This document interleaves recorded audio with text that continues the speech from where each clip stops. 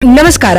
ಭಾರತದ bowling ಬಿಗಿದಾಳಿಗೆ ತತ್ತರಿಸಿತು England. Team ಇಂಡಿಯಾಗೆ ಆಸರೆಯಾಗಿ ನಿಂತರು ರಾಹುಲ್. ರೋಚಕತೆಯತ್ತ ಸಾಗಿತ್ತು ಮೂರನೇ ಟೆಸ್ಟ್ ಪಂದ್ಯ.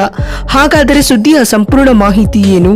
ಅಷ್ಟಕ್ಕೂ ಭಾರತ ಮತ್ತು ಇಂಗ್ಲೆಂಡ್ ನಡುವಿನ ಮೂರನೇ ಟೆಸ್ಟ್ ಪಂದ್ಯದ 4ನೇ ದಿನದಾಟ ಹೇಗಿತ್ತು ಗೊತ್ತಾ? ಹೀಗೆ ಡೇ 4ನ ಕಂಪ್ಲೀಟ್ ಹೈಲೈಟ್ಸ್ ಇವತ್ತಿನ ಈ ಒಂದು ವಿಡಿಯೋದಲ್ಲಿ ತಿಳಿಸ್ಕೊಡ್ತಾ ಹೋಗ್ತೀನಿ. ಆದ್ದರಿಂದ ದಯವಿಟ್ಟು ಈ ವಿಡಿಯೋವನ್ನ ಕೊನೆವರೆಗೂ ನೋಡಿ. ಆದರೆ ಅದಕ್ಕಿಂತಲೂ ಮುನ್ನ ಯಾರಿನ್ನೂ ನಮ್ಮ ಚಾನೆಲ್ಗೆ ಸಬ್ಸ್ಕ್ರೈಬ್ ಮಾಡಿಲ್ವೋ, ಸೊ ದಯವಿಟ್ಟು ಈ ಕೂಡಲೇ ನಮ್ಮ ಚಾನೆಲ್ಗೊಂದು ಸಬ್ಸ್ಕ್ರೈಬ್ ಮಾಡಿ ಹಾಗೂ ಈ ಕೂಡಲೇ ಈ ವಿಡಿಯೋಗೊಂದು ಲೈಕ್ ಮಾಡಿ. ಭಾರತ ಮತ್ತು ಇಂಗ್ಲೆಂಡ್ ನಡುವಿನ 5 ಪಂದ್ಯಗಳ ಟೆಸ್ಟ್ ಸರಣಿಯ ಮೂರನೇ ಟೆಸ್ಟ್ ಪಂದ್ಯದ 4ನೇ ದಿನದಾಟವು ಮುಕ್ತಾಯಗೊಂಡಿದೆ.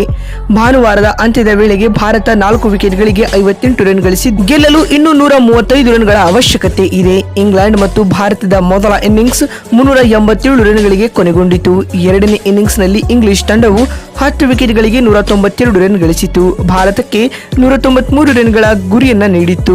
ಇದೀಗ ದಿನದ ಅಂತ್ಯದ ವೇಳೆಗೆ ಕೆಎಲ್ ರಾಹುಲ್ 47 ಎಸೆತಗಳಲ್ಲಿ 6 ಬೌಂಡರಿಗಳ ಸಹಾಯದಿಂದ ಅಜೇಯ 33 ರನ್ ಗಳಿಸುವ ಮೂಲಕ 5ನೇ ಹಾಗೂ ಕೊನೆಯ ದಿನದಾಟಕ್ಕೆ ಬ್ಯಾಟಿಂಗ್ ಕಾಯ್ದಿರಿಸಿಕೊಂಡಿದ್ದಾರೆ. ಹೌದು, 2 ರನ್ಗಳೊಂದಿಗೆ 2ನೇ ದಿನದಾಟವನ್ನ ಆರಂಭಿಸಿದ್ದ ಇಂಗ್ಲೆಂಡ್ ತಂಡವು ಉತ್ತಮ ಆರಂಭವನ್ನ ಪಡೆದುಕೊಂಡಿರಲಿಲ್ಲ.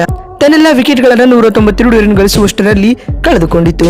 ಮಾಜಿ ನಾಯಕ ಜೋ ರೂಟ್ ಅತ್ಯಧಿಕ 40 ರನ್ಗಳ ಇನ್ನಿಂಗ್ಸ್ ಆಡಿದರೆ ನಾಯಕ ಬೆನ್ ಸ್ಟೋಕ್ಸ್ 33 ರನ್ಗಳ ಕಾಣಿಕೆ ನೀಡಿದರು. ಉಳಿದಂತೆ ಹ್ಯಾರಿ ಬ್ರೂಕ್ 23 ಹಾಗೂ ಆರಂಭಿಕ ಆಟಗಾರ ಜಾಕ್ ಕ್ರೌಲಿ 22 ರನ್ ಬಾರಿಸಿ ತಂಡವನ್ನ ಈ ಗೌರವಯುತ ಮೊತ್ತಕ್ಕೆ ಕೊಂಡೊಯ್ದರು. ಇತ್ತ ಟೀಂ ಇಂಡಿಯಾ ತಂಡದ ಪರ ಬೌಲಿಂಗ್ನಲ್ಲಿ ಮಿಂಚಿದ ವಾಷಿಂಗ್ಟನ್ ಸುಂದರ್ 4 ವಿಕೆಟ್ ಪಡೆದುಕೊಂಡರೆ ವೇಗಿಗಳಾದ ಜಸ್ಪ್ರೀತ್ ಬುಮ್ರಾ ಹಾಗೂ ಮೊಹಮ್ಮದ್ ಸಿರಾಜ್ ತಲಾ 2 ವಿಕೆಟ್ ಉರುಳಿಸಿದರು. ಇನ್ನು ಗೆಲುವಿಗೆ 193 ರನ್ಗಳ ಗುರಿಯನ್ನು ಬೆನ್ನಟ್ಟಿದಂತ ಟೀಂ ಇಂಡಿಯಾ ಎರಡನೇ ಇನ್ನಿಂಗ್ಸ್ ನಲ್ಲಿ ಕಳಪೆ ಆರಂಭವನ್ನ ಕಂಡಿತು.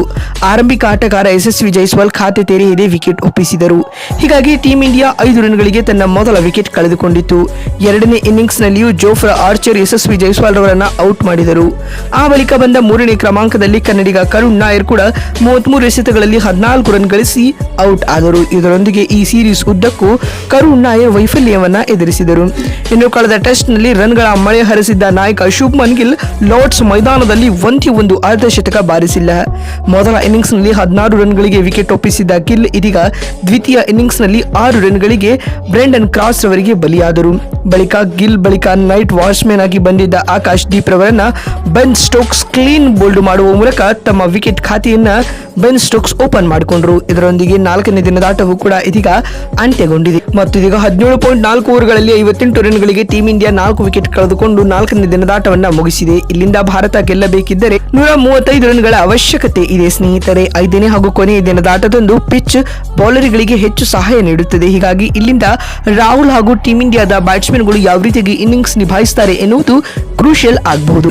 ಮೂರನೇ ಟೆಸ್ಟ್ ಪಂದ್ಯವನ್ನ ಯಾರು ಗೆಲ್ಲಬಹುದು ಎನ್ನುವ ನಿಮ್ಮ ಅನಿಸಿಕೆ ಹಾಗೂ ಅಭಿಪ್ರಾಯಗಳನ್ನ ಕಾಮೆಂಟ್ ಮಾಡಿ. ಮತ್ತೊಂದು ವಿಡಿಯೋದಲ್ಲಿ ಸಿಗ್ತೀನಿ. ನಮಸ್ಕಾರ.